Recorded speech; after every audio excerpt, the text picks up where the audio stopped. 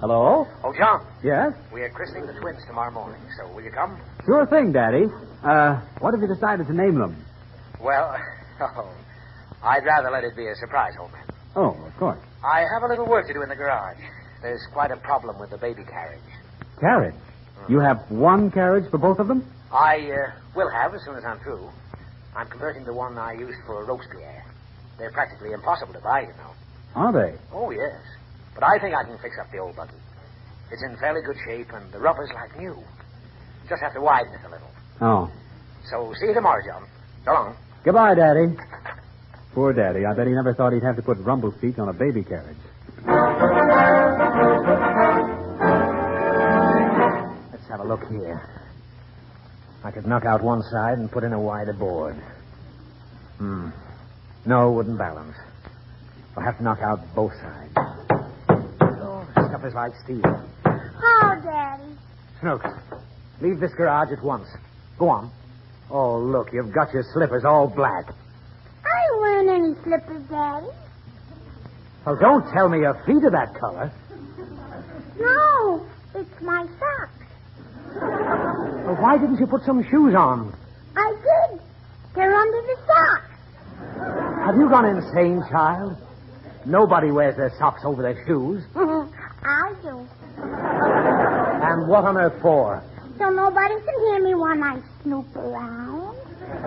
Well, I don't want you snooping around here. It's past your bedtime, and I have work to do.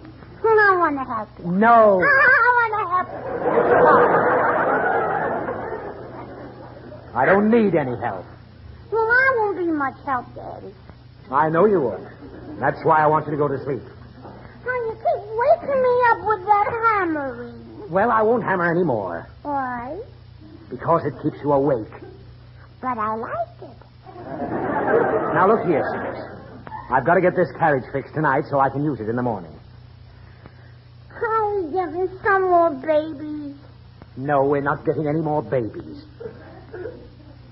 Why? Now, that's none of your business. Did you get out of bed just to torment me? No, Daddy. I love you, Daddy. All right, let me work. I have to enlarge this buggy so the twins will fit in it. They'll fit in it. No, they won't. Not without mashing them. Oh, man, so I'll get the potato mash out. Don't get anything except out of here. This perambulator was only made for one child, and a small one at that. One of them can ride in it. What about the other one? Let him push it. Snooks, your suggestions are not only impractical, but impudent. I'll thank you not to offer any more. You're welcome, Daddy. This thing takes a bit of figuring. The carriage is only 22 inches wide, and each one of the kids is 10 inches across. Across where? Across the widest part. Oh, you mean? Yes. So there's only one thing to do, and that's to widen the carriage. Well, you could make it longer. Oh, that wouldn't help. It's got to be wider. Here, let's see. Yeah, let's see. 22 inches. 2 6-inch boards. 6 inch Take those lug screws. 6 and Put a brace underneath. Oh, stop it. I'm trying to work this out. I got it, Daddy. Got what? Make a double-decker. A double-decker? Yeah. The child on the bottom would suffocate. Unless I made a window in the side. Then it would leak.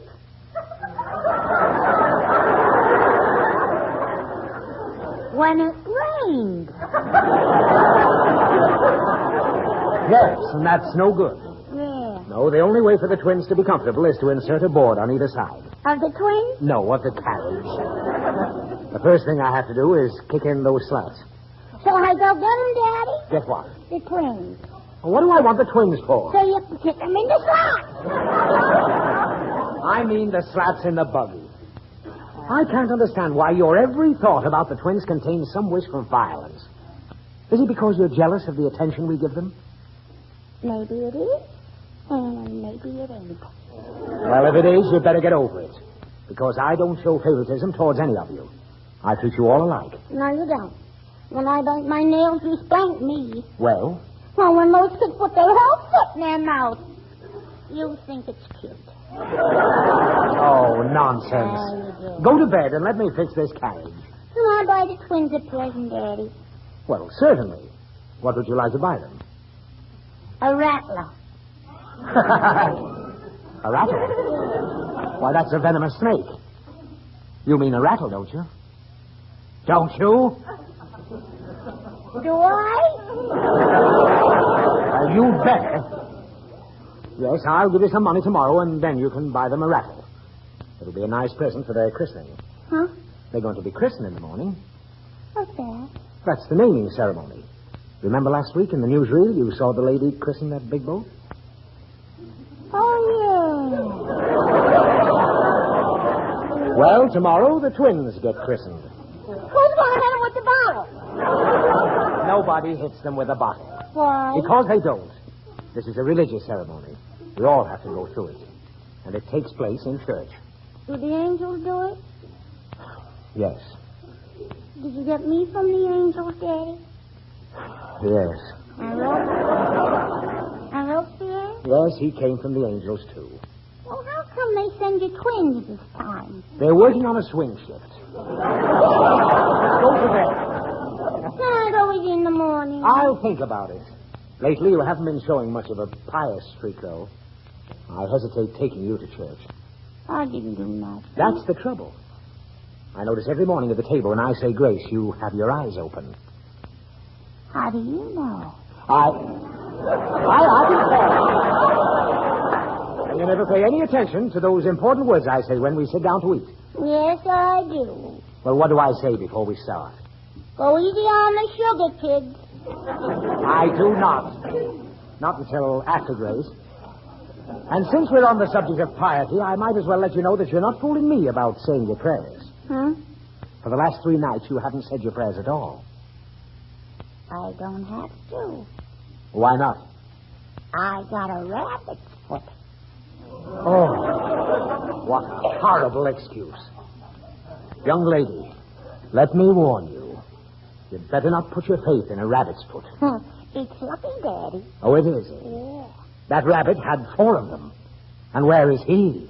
Throw it away. Just rely on your prayers. Yes, Daddy, I'll be good. All right, now run along, and I might take you to the christening tomorrow. What's their name going to be, Daddy? Will you promise not to breathe a word until it's all over? I promise. Well, I'm calling the boy Plato. After my cousin, who was a great philosopher. Plato Higgins? Yes. Of course, I've decided to give the girl a rather elaborate name, but nothing ostentatious. Her name is Hibiscus. Why'd you give them such funny names, Daddy? Funny? What's funny about Plato and Hibiscus? They're beautiful names. They're certainly not funnier than Robespierre and Lancelot. Who's he? Me, of course. It's a distinguishing mark of the Higgins family to give their offspring unique first names. That explains Robespierre and Plato and Hibiscus. What explains me? The less said about that, the better. Now go back in the house and let me finish this work on the baby buggy. No, I don't think you should call the boy Pluto, Daddy. Plato. And it doesn't matter to me whether you like it or not. That's going to be his name. So beat it. I don't want you to fix the carriage. No, it'll take too long. Well, why don't you buy a new one? In the first place, you can't buy new ones. And in the second place, this carriage is an heirloom. I got it from my father when you were born. Did I ride in it? After I fixed it up, I tried to modernize it with each child. When you were born, I put on this handbrake. It's like a car, ain't it? Yes. Yeah. And when Robespierre came along, I put on those balloon tires in the windshield. Mm-hmm. After I widen it for the twins, I'll add another accessory. Like what? Well, I haven't decided yet. At any rate, I always add something new for each child. Daddy, What? I think you ought to get a stoplight. Good night, sir.